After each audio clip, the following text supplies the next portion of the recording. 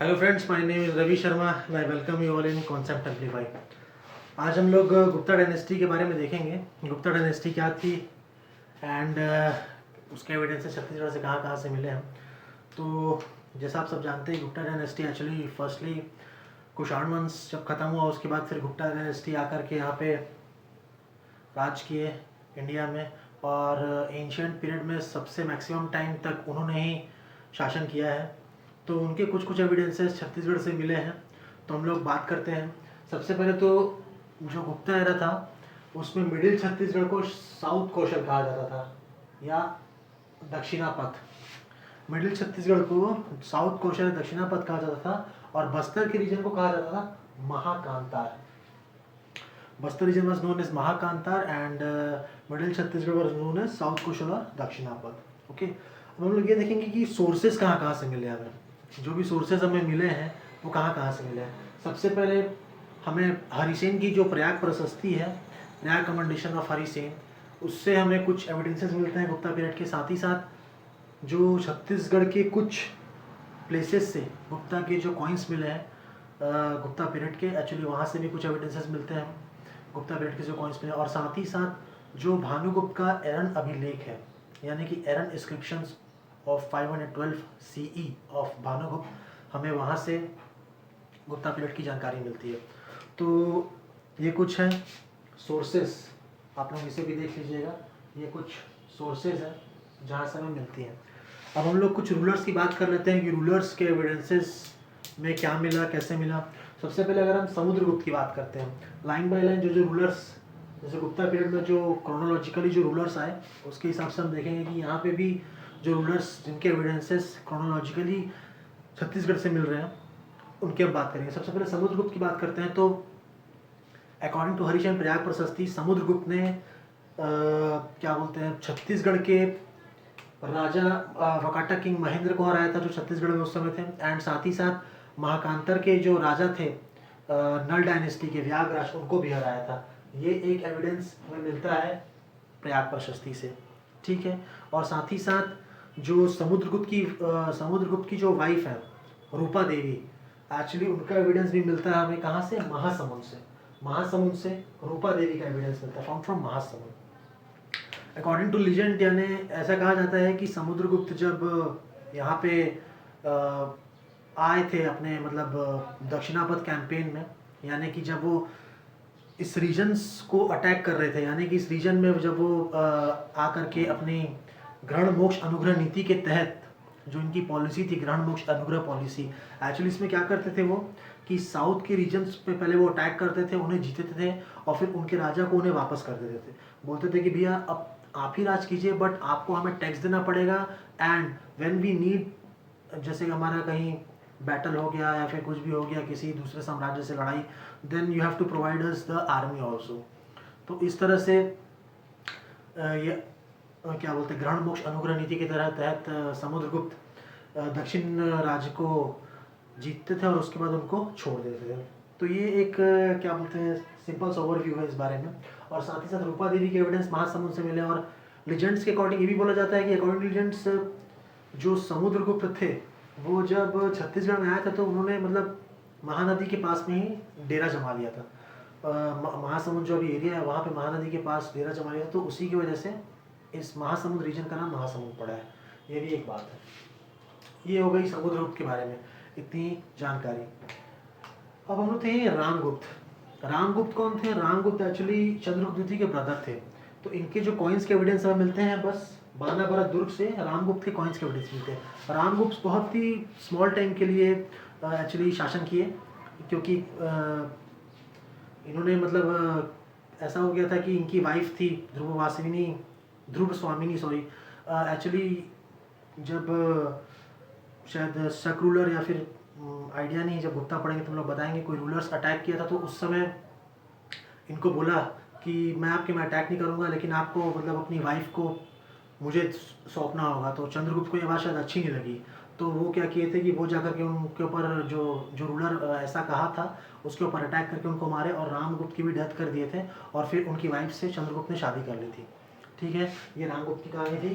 तो लेकिन आपको बस यहाँ पे इतना रखना है कि रामगुप्त जो चंद्रगुप्त द्वितीय के ब्रदर थे, उनके एविडेंस हमें कहाँ से मिले हैं? तो उनके एविडेंस हमें मिले हैं बानाबरत दुर्ग से। बानाबरत दुर्ग से रामगुप्त के कॉइन्स के एविडेंस मिले, यानी उनकी कॉइन्स के लिए। ठीक है, ये हो गई चंद्रगुप्त और समुद्रगुप्त और रामगुप्त की बात। अब हम बात करेंगे इनके थर्ड रूलर चंद्रगुप्त द्वितीय। चंद्रगुप्त द्वितीय चंद्रगुप्त द्वितीय जो थे, इन्होंने अपनी इनकी जो वाइफ थी, ये चंद्रगुप्त द्वितीय, इनकी वाइफ है ध्रुव स्वामिनी। इन दोनों की एक बेटी हुई जिसका नाम था प्रभावती, और प्रभावती की शादी रुद्रसेन द्वितीय से, जो कि एक वाकाटक किंग है। रुद्रसेन द्वितीय से इनकी शादी, जो कि एक वाकाटक किंग है। तो चंद्रगुप्त द्वितीय ने, चंद्रगुप्त मैरिड हिज डॉटर और Prabha Devi with Vakataka king Rudrasena to.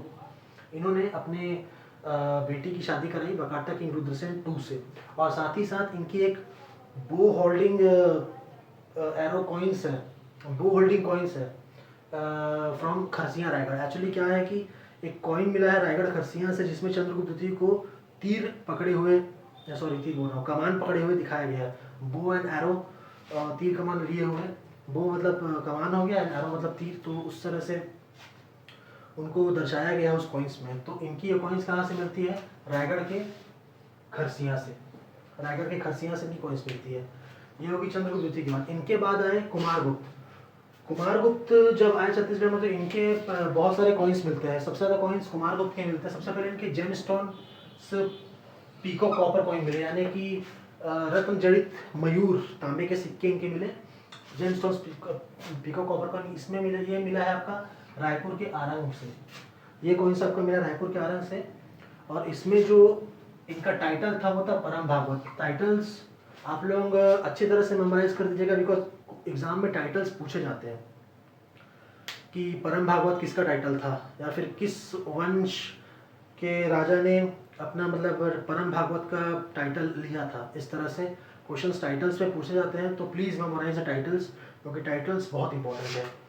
Kumaragupta के टाइटल था, मतलब जो आरंग रायपुर से जो कुमारगुप्त के कॉइन्स मिले उसमें टाइटल परम भागवत था। और इनके कुछ 54 उत्पीड़ितांत सिक्के मिले, जिसको कि हैरेस्ट कॉइन्स बोलते हैं। हैरेस्ट कॉइन्स ये मिले हैं आपके खैरताल रायपुर से। खैरताल रायपुर से। इसमें जो इनका टाइटल था वो महेंद्रादित्य था। बार बार बोलूँगा आप लोगों से कि टाइटल्स को प्लीज़ मेमोराइज कर लीजिएगा। पहले में जो आरंग रायपुर से मिला है उसमें टाइटल है परम भागवत, जो खैरताल रायपुर से मिला है उसमें टाइटल महेंद्रादित्य है, एंड जो रायपुर की पिटाईबंद से इनके 40 कॉइन्स मिले हैं उसमें जो गुप्त किसके टाइटल दिया है वो महेंद्रादित्य एंड विक्रमादित्य है। महेंद्रादित्य एंड विक्रमादित्य। तो 4 टाइटल्स हैं, परम भागवत, महेंद्रादित्य, विक्रमादित्य, 3 टाइटल्स हैं। 2 में महेंद्रादित्य मिले हैं, 1 में विक्रमादित्य भी मिला है। तो ये टाइटल्स आप लोग याद रखेंगे। और कॉइन्स कहाँ कहाँ से मिले हैं? सबसे पहले जो कॉइन्स मिला है दुर्ग के बानाबरत से, वो रामगुप्त का मिला है, दुर्ग के बानाबरत। उसके बाद फिर खरसिया के रायगढ़ से चंद्रगुप्त द्वितीय का कॉइन मिला है। एंड आफ्टर दैट कुमारगुप्त के सारे कॉइन रायपुर से मिले, रायपुर के एरिया से, रायपुर के क्या बोलते हैं, आरंग रायपुर से मिले हैं, खैरताल रायपुर से मिले हैं, और साथ ही साथ पिटाईवद। आरंग, खैरताल, पिटाईवद याद कर लीजिएगा, ठीक है। ये 3 जगह से इनको कॉइन्स मिले हैं। इसके बाद जो रूलर आए वो थे भानुगुप्त। भानुगुप्त का एरन इंस्क्रिप्शन, ये बहुत फेमस इंस्क्रिप्शन है, एरन अभिलेख। ये 512 सी में बना, बहुत ही इंपॉर्टेंट। मतलब ये इंडियन हिस्ट्री में भी इसका बहुत बड़ा मतलब महत्व है। एक्चुअली फर्स्ट टाइम जो सती प्रथा मतलब जो अभिलेखित मिली है हमें, वो इसी इंस्क्रिप्शन से मिली है, एरन इंस्क्रिप्शन से। सती प्रथा का जो सबसे पहले जो उल्लेखित साक्ष्य जो मिला है वो इसी एरन अभिलेख से मिला है। एरन क्या, एरन अभिलेख क्यों बोलते हैं? क्योंकि एरन एक जगह है एक्चुअली मध्य प्रदेश में, सागर डिस्ट्रिक्ट में एक एरन नाम का विलेज है। एक्चुअली वहाँ से ये अभिलेख मिला, that's why it is called Eran अभिलेख, ठीक है। इसमें एक्चुअली इन्होंने मेंशन किया है शरभ डायनेस्टी के राजा के बारे में। जो शरभ डायनेस्टी, सरब राज, जब हम लोग आगे चल के जब हम रीजनल डायनेस्टीज के बारे में पढ़ेंगे, देन डेफिनेटली आपको इस डायनेस्टीज की मतलब पूरी इंफॉर्मेशन दूंगा मैं। बस आप लोग अभी इतना याद रखिए कि भानुगुप्त के समय जो शरभ डायनेस्टी किंग थे, शरभ राज, उनकी जो वो मेंशन्ड है इनके एरन अभिलेख में, भानुगुप्त के। तो ये हो गई कुछ गुप्ता पीरियड्स की बात, ठीक है। ये हो गई गुप्ता पीरियड्स की बात। अब आप सबको पता है कि यहाँ पे आर्ट एंड कल्चर बहुत ही ज़्यादा मतलब अच्छा था। एक्चुअली यहाँ आर्ट एंड कल्चर बहुत ही ज़्यादा मान्य था। नागर शैली यहाँ से बनी। तो मैं यहाँ का आप लोग स्क्रीनशॉट ले लीजिएगा इसका, मैं इसे मिटा करके यहाँ पे कुछ और बता रहा हूँ। सबसे पहले तो गुप्ता के समय जो टेम्पल आर्किटेक्चर था, जो टेम्पल आर्किटेक्चर जो ये लोग इन लोग का था, जो टेम्पल आर्किटेक्चर जो कंस्ट्रक्शन ये करते थे टेम्पल्स का, वो नागर स्टाइल में करते थे। नागर शैली या नागर स्टाइल बोला जाता था उसे, नागर स्टाइल। एक्चुअली 3 स्टाइल्स बहुत फेमस है, नागर शैली, द्रविड़ शैली और वेसारा स्टाइल। ये 3 शैली बहुत इंपॉर्टेंट है। नागर शैली जो नॉर्थ इंडिया में जो टेम्पल का कंस्ट्रक्शन, टेम्पल का आर्किटेक्चर या कंस्ट्रक्शन होता था उसे नागर स्टाइल बोलते थे। साउथ इंडिया में जो था उसे द्रविड़ बोलते थे। और नागर और द्रविड़ का जो मिक्सचर होता था, यानी कि इन दोनों को मिक्स करके जो भी शैली बनती थी आर्किटेक्चर में, एक्चुअली उसे वेसारा स्टाइल कहते थे। तो गुप्तकालीन जो थे नागर शैली में बहुत ही ज़्यादा ये निपुण थे। इनके जो आर्किटेक्ट्स थे वो नागर शैली की ही टेम्पल्स डिजाइन करते थे। तो हमें जो एविडेंसेस नागर शैली के छत्तीसगढ़ से मिले हैं वो हम लोग देख लेते हैं। सबसे पहले ये देखेंगे कि रायपुर के तालागांव, सॉरी रायपुर, बिलासपुर के तालागांव बिलासपुर का विष्णु मंदिर, तालागांव विष्णु टेम्पल,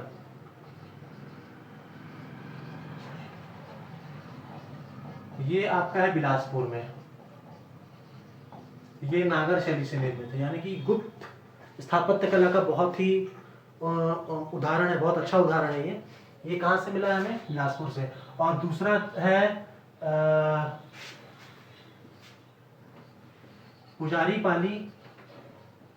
पुजारी पाली बरमकेला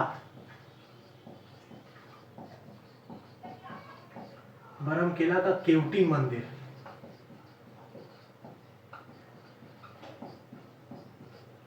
पुजारी पाली बरमकेला का केवटिन मंदिर, यानी कि केवटिन टेम्पल ऑफ पुजारी पाली बरमकेला, ये हमें मिला है रायगढ़ से।